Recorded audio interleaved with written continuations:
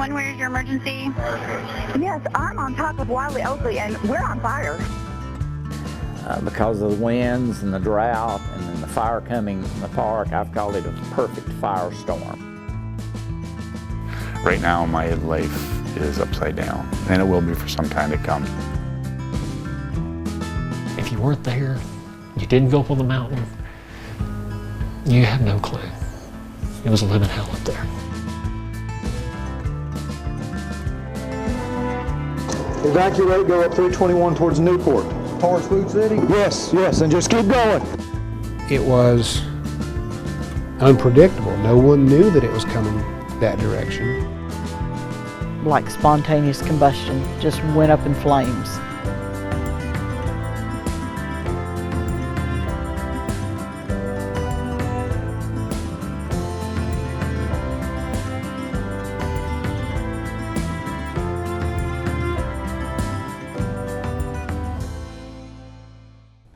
November 28th, 2016, it was the inferno of the century, a deadly firestorm that swept through Sevier County in East Tennessee. 1 year later, we're looking back on the stories of loss and recovery, showing you exactly what it was like that night.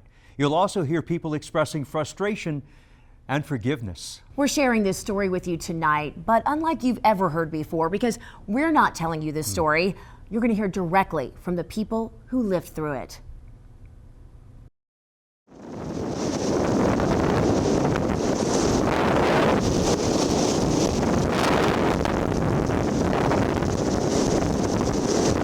If you look at November 28th, I just want to make sure you understand. We have a wall of fire coming down Reagan Drive. It's a short nature trail, multiple buildings. you don't know what you don't know. If you have units on Wiley Oakley Drive, they need to leave right now.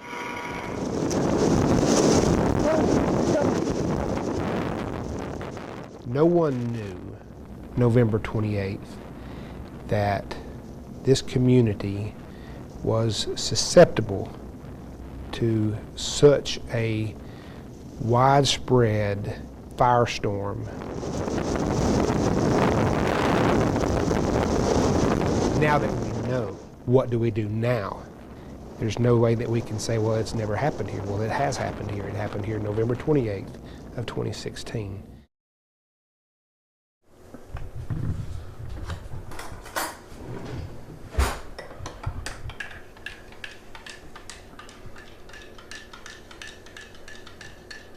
My mom was a very outgoing person, very loving. She loved her family. She loved us very much. She worked hard when we were younger. My dad died when I was very young, when I was 13. My little brother was 2. And she worked 2 jobs and did the normal mother thing. She just took over and kept going. I remember from being a child when I was 9, 10 years old, coming up here, coming to Gatlinburg with Mom and Dad. It's the first memories I have of Gatlinburg. When we moved here, my mother had hip surgery and moved in with me so I could kind of watch over her, and she loved Gatlinburg. We both did. Well, of course, it was right after Thanksgiving, so we had the busiest time of the year for me. I worked retail. Busily working, going through Black Friday.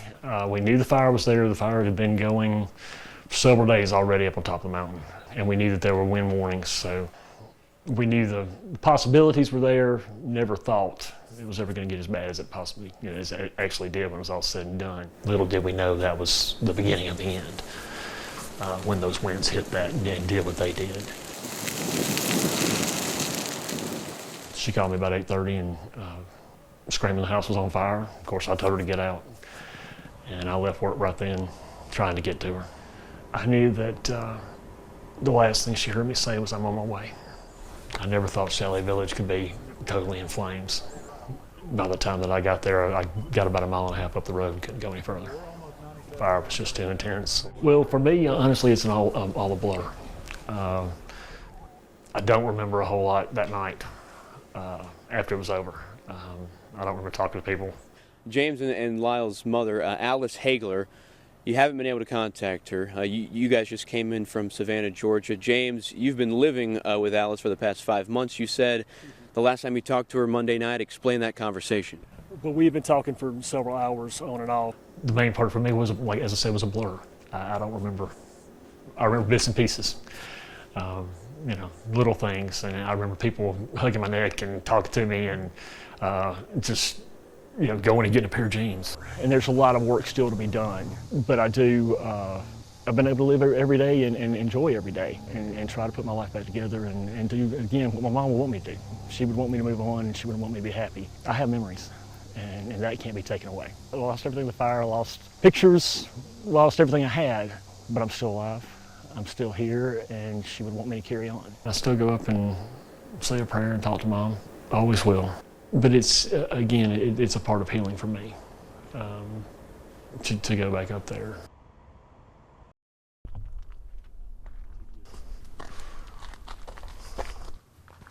I'm sorry, I just saw something. Looks like somebody's been digging over here, which is not a bad thing.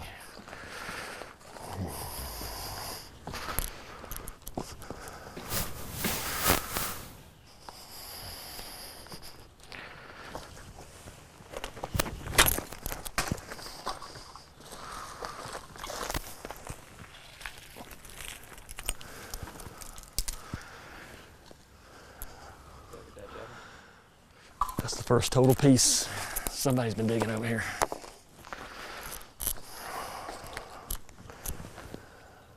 Or it may be because the rain, all the rain has come.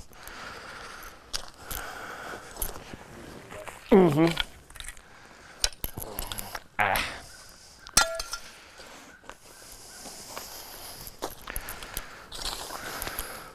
This was actually the kitchen, obviously.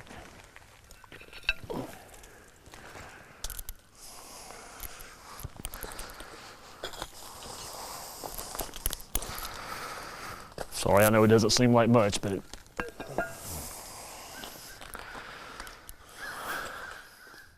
but you just can't picture it, even though they said total destruction and everything was gone and devastated. Until I got up here, I really couldn't picture in my head how bad it really was. I thought I was going to get up here and see part of the house still standing, or I never dreamed it was going to be like this, be flat the way it is. So it really amazed me. This is actually the area where they found her at, and every time I come up here, I always come and look. A lot of this wasn't, I didn't see a lot of this last time. So again, I guess it's been washed away or somebody's been up here. But I always come up here and look, because one of the things that would be special if I could find the Mama's rings, or what's left of the rings. She had diamonds that were for my father. That's something that I just wish I could find, at least some of it anyway. Haven't been able to find them. They didn't find them when they found her. So that's what I'm looking for over here. The metal would have been gone. It was so hot, the gold and all would have melted. If we found anything, it would be the diamonds itself. And unfortunately, there's not a detector that will do that. So in the back of my mind, I always wondered, could I have made it? And what would I have made it to? And of course, once I got here and saw it, I know that even if I had made it here, I don't think there's much I could have done once I got here. You know, I can't imagine what she went through. I wish it would have been me instead of her. You know, I would have gladly taken that for her, but it's not going to do any good to dwell on it. You know, the one thing that I know, as far as the fire on top of the mountain, there's no doubt in my mind. I've talked to several people that were there. I was there. I saw the down power lines. I saw the down power poles. I still and will always believe that it was power lines that caused the fires in Chalet Village.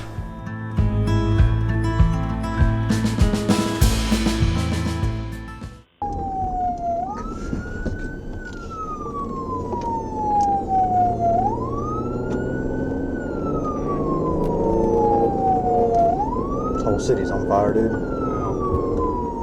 Jesus.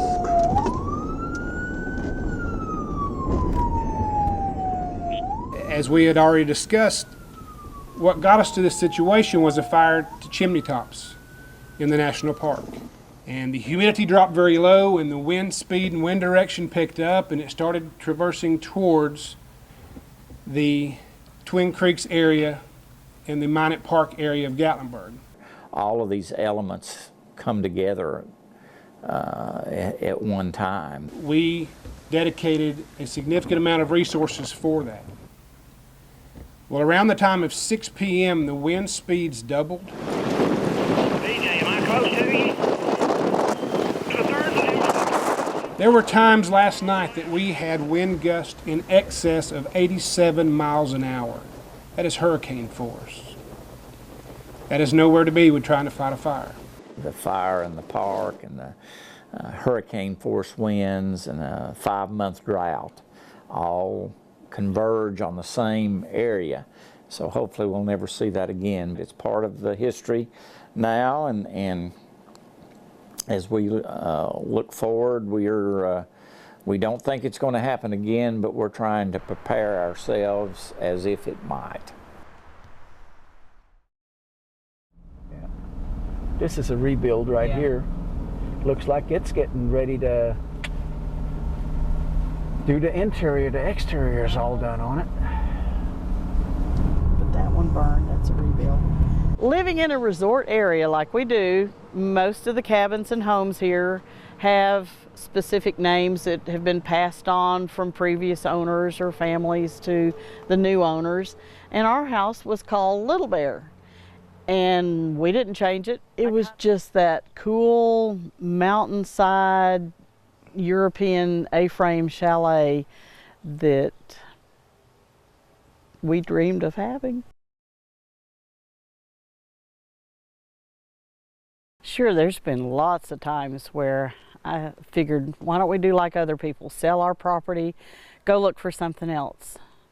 But my heart is here. I'm used to it now. It bothered me in the beginning, but now that it's been almost a year, I'm used to it. I'm just ready to start rebuilding. Out of rock, front was right there, and then this, you can kind of tell down here where the foundation was, or where the piers were standing.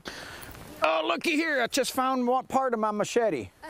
I was really pretty much in denial the whole day. The smoke at Ober-Gatlinburg really never got that bad because the prevailing wind was coming down the mountain and pushing it down into the valley. So up at Ober, we didn't have the same intense smoke that we had downtown, that people experienced downtown or even over here at the house. When she texted me and told me that they were putting out a fire over here, her and our neighbor putting out a fire, that's pretty much when it got really real. Eventually, Ober-Gatlinburg got the call out to evacuate Ober. Everybody from up there went down the mountain, straight down Ski Mountain Road, but I tried to get across the mountain to come from Ober over to here to our house. Run into a fire crew on Garrett Lane. They told me to turn around, and as I was looking around behind them, that was the first time I saw the wall of flame. I mean, literally from ground to the top of the crowns of the trees, the woods were on flame. It just came around the first corner of Wally Oakley right there and met that wall of flame again. Got to the four-way stop, and there were people there in cars, and that wall of flame was behind them. So I had to turn around and make room so they could turn around and get up. 911, where's your emergency? There's been rare times in my life that I've had to dial 911 if I've heard a car go off the road or something. And when the flames started, my first thought was, if we don't make it, somebody needs to at least have a history that we were here in the timeline of what's going on. And I tried to call 911. Have you ever tried to do that with adrenaline in your fingers, coming out your fingernails? And I couldn't figure out why nobody was picking up. And then I'd look at the number that I dialed, and it was about 6 9s and 7 1s, however many numbers you could, because I could not control the speed of my finger trying to just dial 3 simple numbers. It took me 3 times to finally get 911 dialed. And I just basically said, we have flames at this location. This is the address. We're trying to put them out. Just wanted somebody to know. I know you all are overwhelmed. And the person on the other end was very calm and said, yes, you need to leave. If you still have egress out of your neighborhood, you need to leave as soon as you can. And we caravanned following each other down to Wiley Oakley, which at that time we didn't know was already engulfed in flames too. And as I drove this car down through the flames, I kept thinking, if the tires melt, I guess I'll just roll the rest of the way with gravity through the flames and hopefully make it down to the spur area where I can find help. And by the time I got down there, it was just a rolling parking lot of cars coming from Westgate, coming from Gatlinburg, coming from Wiley Oakley Drive, and everybody was at a standstill because the spur was already blocked with trees that were burning and had fallen. I didn't see the house burn, and I'm glad that I left before that, because I know some people have had to experience that part. Yeah, I saw the pictures. I really didn't want to see it. I really didn't want to see it. I really feel, and I still do today, that me being able to look at the pit in the ground and knowing that all my stuff was gone that following day, and everybody else had to wait at least a week before they got to go look at their property. It takes a healing process to set into place, and I was privileged to be able to start that healing process the same day basically when it went down. That's why I wanted Choice so badly to come up here. I knew it was going to be hard. I know it's emotional. It's emotional for me too, still is today. But the sooner you can start that process of acceptance, I think the sooner you can work through all the other things that you have to go through. Doesn't mean the emotions go away. They're still here a year afterwards. But you just make a new path in life and you work from there.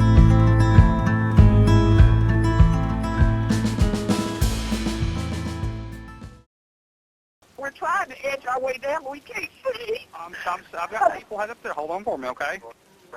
Oh, please help us. Honey, God, we can't see the road or anything.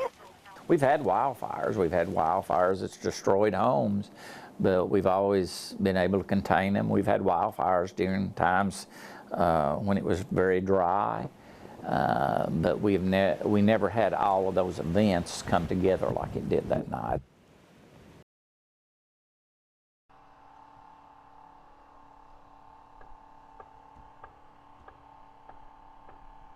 I'm sure if the decision's made to build something here, like there's a lot of these trees that I imagine, you know, I don't see anything really around here, especially on Mom and Dad's property, that's going to survive. There might be a little growth on that one pine over there, but I'm pretty well assured that a lot of these are destined to come down.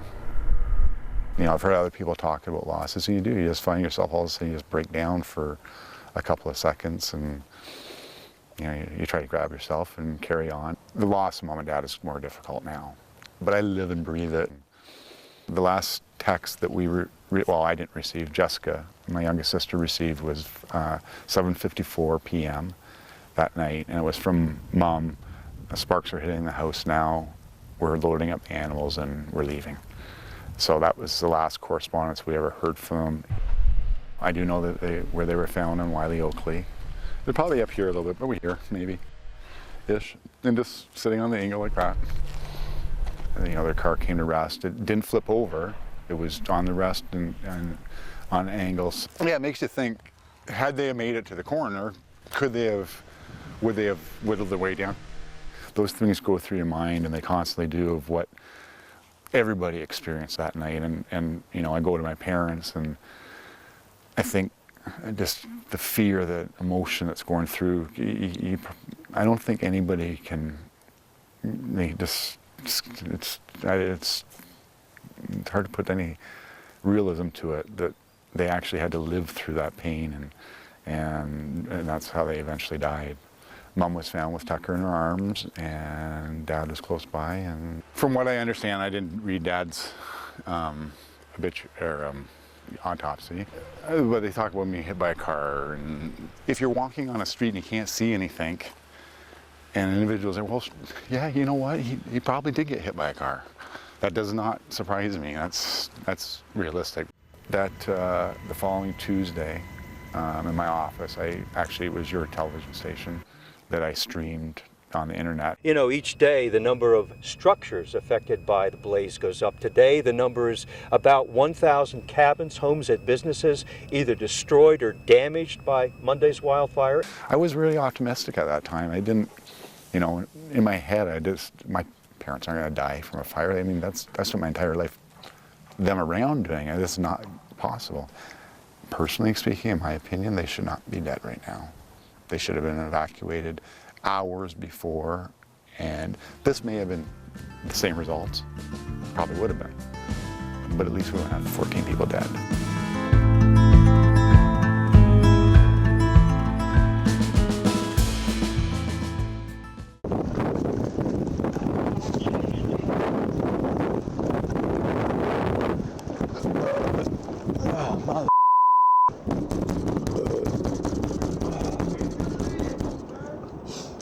Evacuate, go up 321 towards Newport. Towards Food City? Yes, yes, and just keep going. You get this one? Anyone in that situation that loves this area and loves the county and loves its people, and I think all of these people involved, including myself, would do anything to save lives and property, and they were doing that night. Got him. Evacuate! Evacuate immediately! Everyone must evacuate! We had a lot of folks who lost everything, and I sympathize with that. We had folks who lost loved ones, and we certainly mourn with them and sympathize with them. And so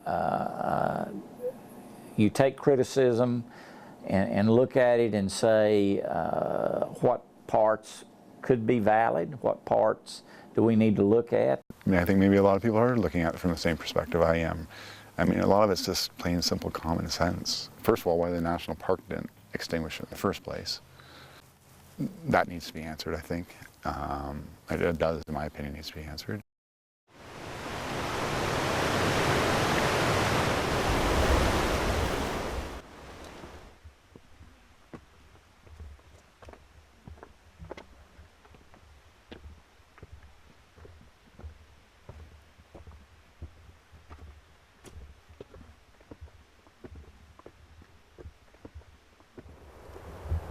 And so the point of origin, again, was up here, the chimney tops where we're headed. But if you look at the entire park, 522,000 acres, this area encompasses about 2% of the park. And that's about 10,000 acres. And so what happened with that quick spread of that fire developing over that 24-hour period, where we went from about a 35-acre fire to a 17,000 acre fire throughout the area, is that you ended up with a mosaic represented by different burn intensities. That hand line that gets dug by a hotshot crew, wildfire crew, that's an example, where they will dig down to that bare mineral soil to do a fire break, which you can stop if you have a fire that's spreading by the ground. The Chimney Tops 1 fire, was 2 weeks earlier than the Chimney Tops 2 fire. And that containment area around Chimney Tops 1, we were able to construct because it was on this side of the slope where it wasn't quite as steep as the 300 to 600% slopes off the other side of Chimney Tops 2, where we weren't able to get in with hand crews. I mean, even that is very steep work, but it's manageable. The point is you're digging down to mineral soil that won't carry a ground fire across it. And so it doesn't have to be particularly wide, but it has to form enough of a break that a fire carried by ground, which is how the Chimney Tops 1 and 2 fire started, was a ground spread, that when it would get to these breaks, either roads, trails, or hand-dug fire line, or a river, it would stop. And the other obstacle when you're in a slope like this, independent of whether or not you can safely have people there, whether or not they can get in there and actually work with hand tools safely. But even if they are to create a line, if you have a fire moving on that steep of a slope, it's very easy for it to just slop right over, because you're having materials that are just coming down. So what you've got to do is tie it into an area where it could actually stop that movement of a ground fire. And so that's what the 410 containment lines were. There's a real emotional connection to the experience people have hiking up to the chimney tops. It's a part of people's rituals when they come back, where they always hike it year after year after year. People have been proposed to on this mountain. It's a part of where people make their memories. It has a story to tell, both about the tragedies of this fire, the recovery that we're going through as a community and as a park together. Well, there's two aspects of it. I mean, Sevier County is, you know,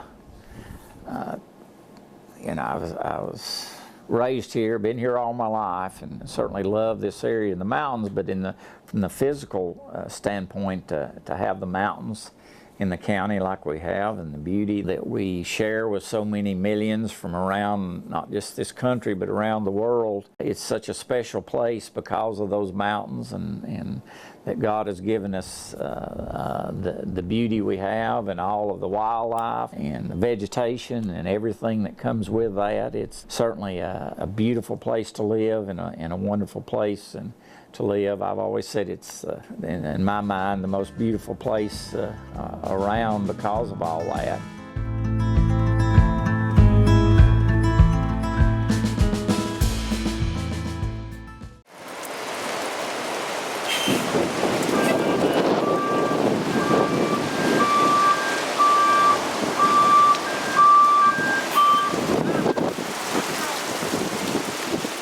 A lot of us have heavy hearts at what's happened here. This is the largest fire in the last 100 years of the state of Tennessee. It was unpredictable. No one knew that it was coming that direction. And it all happened that evening when the winds went significantly higher than they were even forecast to go. Then you've got all of this blowing embers and trees falling, and then were there all of these other ignition points. You knew the wind conditions. You knew what to expect. An 8-hour window from 6 p.m. to 2 a.m., over 2,500 structures caught fire. That's more fires in one 8-hour window than some firefighters will see in 2 or 3 careers. Well, I think they have to accept responsibility for not following what I perceive from what I know policy on a fire that initiated in the federal parkland. How they effectively handled that incident. And these are all intended to make sure people are A, accountable, and B, so it doesn't happen again. It was hard on the fire department when we were under that gag order. I recall telling you that because we couldn't release that information. As a result of the local, state, and federal agencies working together, we are pleased to announce that 2 people have now been charged for their role in starting the fires. Unfortunately, these 2 individuals are juveniles. The DA's office being very clear they cannot answer any questions, including their gender or their ages at this point. The only information we were really able to get this afternoon is that they are from Tennessee, but not from Sevier County. At this point, we don't know exactly what led to their arrest or if they are cooperating with officials. It was all, and it's in here. I'll quit looking in just a moment. I had a lot of different things laying on my desk I worked on last night. I need to show you why I do what I do and let you read it. Rule 3.8 of the Tennessee Rules of Professional Conduct. Special responsibilities of a prosecutor. And there's a copy of it. And it says here that it is my duty as the elected prosecutor for this district to discourage investigators, law enforcement personnel, and other persons assisting or associating with the prosecutor in a criminal matter from making a statement that I couldn't make otherwise. We had a matter in juvenile court. And in juvenile court, I can't talk about what goes on in juvenile court while the case is active. That's entirely up to the court. So the court can make whatever rulings, they can issue whatever statements or rulings or orders that they wish to do about a case. I cannot. So it is my duty to notify chiefs and sheriffs, TBI, any other agency that I deal with, and discourage them from giving a statement or facts that I can't do. Were these two juveniles at the forefront all along? That's part of our investigations. Are the two juveniles related? That's part of our investigation. Are they in school? Out of school? That's part of our investigation. Were they with their parents at the time? Were they just here alone? That's part of their investigation. As we mentioned earlier, the investigation is active and ongoing, so we cannot release any more details at this time. Did you notice there's nothing in here about public records? In your letter? Yes. Yes, in the letter it says on the second page, I believe, that public record requests would not be fulfilled because of the investigation, because it's a juvenile case and information is confidential. I think it's time for us to end this conversation, but I'm going to read this to you. Any information regarding the status of the case currently pending in the Sevier County Juvenile Court will be provided by the Sevier County Juvenile Court as allowed by state law.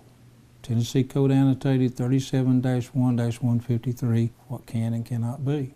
Paragraph before that says, therefore, based upon the fact that the investigation is ongoing and that state law limits or forbids the release of information where juveniles are alleged to be responsible, all state and local agencies involved in the response to an investigation of this fire and the resulting devastation are unable to respond to this request at this time. All of this information regarding this case that can be legally shared has already been made available. Your patience and understanding are appreciated. That's what I put out. Anytime that you look back on a situation like this, the information might not have been as much as you'd like, or you might not have understood the whole scope of things, but based upon that, our folks did what I determine is everything in their power, especially our first responders, to save lives and property in an event like we've never had and an explosion of fire like we've never seen in this area. When all the information was released, all the records and all the videos and all the photos and everything, it showed what we wanted people to see. We just wanted the people to know that we did the very best that we could do in the worst conditions imaginable. It was an emotional roller coaster because they would holler for their crews to come to a parking lot and get face down because the fire was going over top of them. And they would say, I need you to get face down and pray.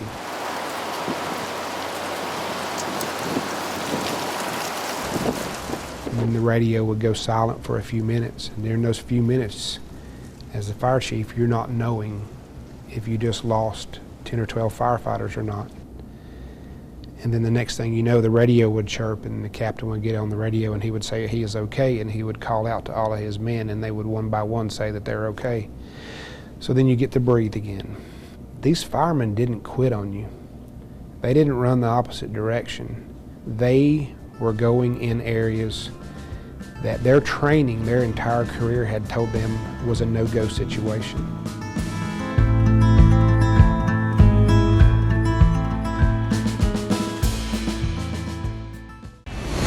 We want to get right to breaking news right now here at 4 o'clock. A bombshell announcement just a couple of hours ago. Prosecutors dropping the charges that had been filed against the two juveniles originally accused of starting the Gatlinburg wildfires. You know, I heard all kind of things, you know, and I heard over and over the boys. They didn't do this. We've lived with this case since November the 28th, 2016. And every day brought more revelations, more information for us to digest. And but there had to come a point where we where we ended the TBI investigation.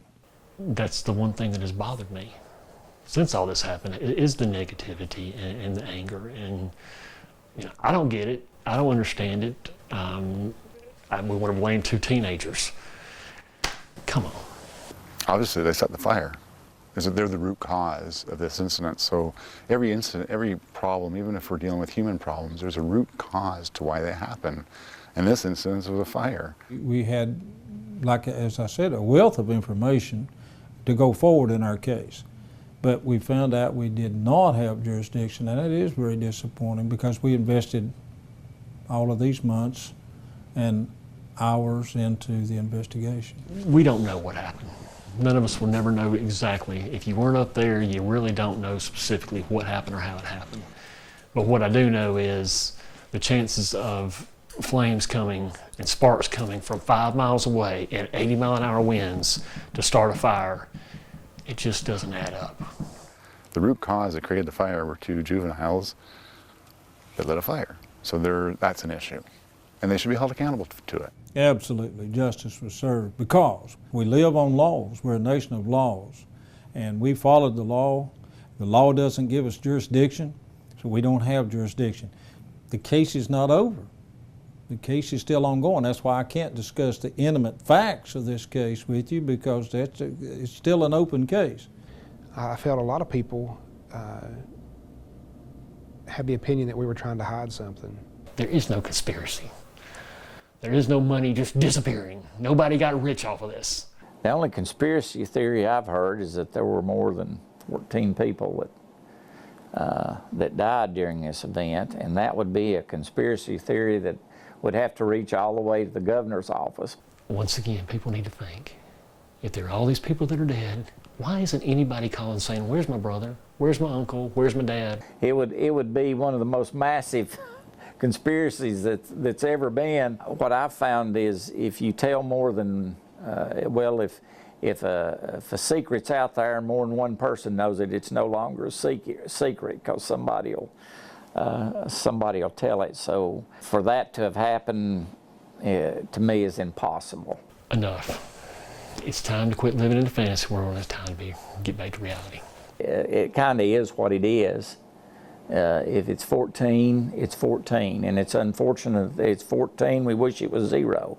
But had it been more than that, that information would have been put out there. And the United States Attorney General's office will have to decide if and when they prosecute this case. They have exclusive jurisdiction. The case is not over. But was everything done properly? Absolutely. Absolutely. And we followed the law, and the law works. The law works.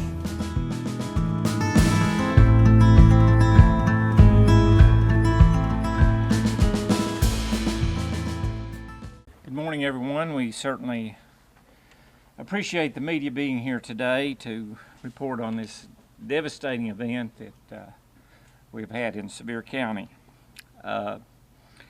You know, as daylight has come to Gatlinburg and Sevier County, we're just now beginning to assess the loss of structures and the general conditions throughout the area.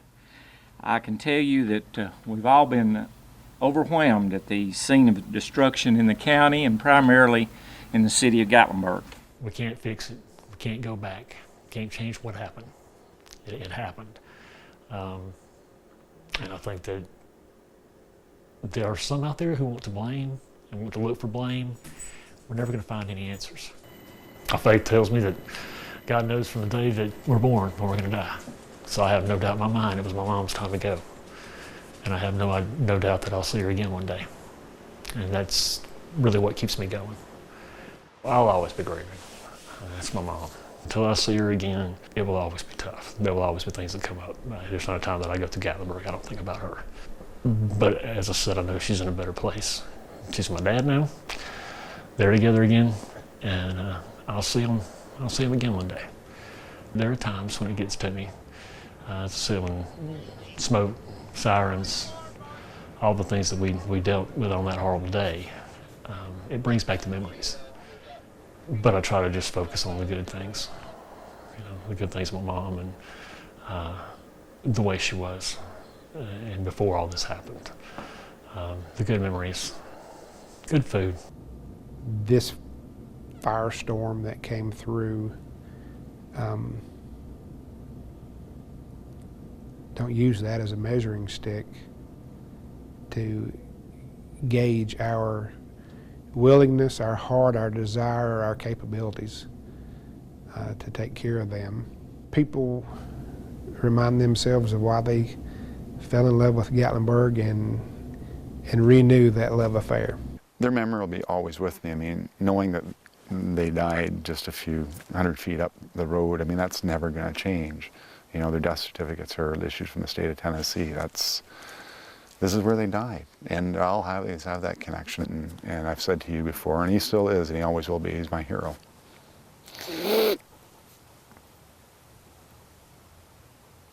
Sorry, I thought I'd get through without doing that. It's completely different right now. Obviously, with anybody, you lose the people that gave you life. All of a sudden they're gone. That's huge. Right now, my life is upside down, and it will be for some time to come. We are going to come out of this better than we've ever been, more prepared, more ways to notify. We know now that there's other things that the community as a whole can do to become wildfire resistant. Just comes to say, I don't want to rebuild the way things were. I want to rebuild a much better and much more efficient home also. Once I lost the house and started looking for information, I ran into the FireWise program, and then Troy and I attended the FireWise program in Pigeon Forge. Little did I know, had I heard it earlier in life, I probably would not have listened, but that program has existed since 2002. So the idea of FireWise living has been around for a long time. Captain on the Gatlinburg Fire Department was trying to preach that since 2008. Nobody really listens until you get hit in the head by that 2x4, and then if you survive that hit, that's when things start gelling. And I have to think about it that way now that I know that FireWise living exists, and now that I know it's not about cutting all the trees or not living in the woods. It's actually much simpler than that. It's not just positive thinking, it's also forward thinking without forgetting what happened in the past, so you can actually really learn the lessons. And then when Little Bear was gone, Pete tries to make humor to keep my emotions up, and he said, think about it, you're going to get a new home with a floor that's level. He said, we're going to rebuild, we're going to have a better house than we had before, and it's going to need a new name. So, New Bear. So that's what Joy came up with. With a piece of wood left over from the fire that's been whittled on a little bit, and it's charcoal, but it symbolizes our rebuilding. Yep. Wood from the fire, continuity with the name Bear, and from Little Bear to New Bear, it all ties together because there's a thread through life that just kind of needs to keep going.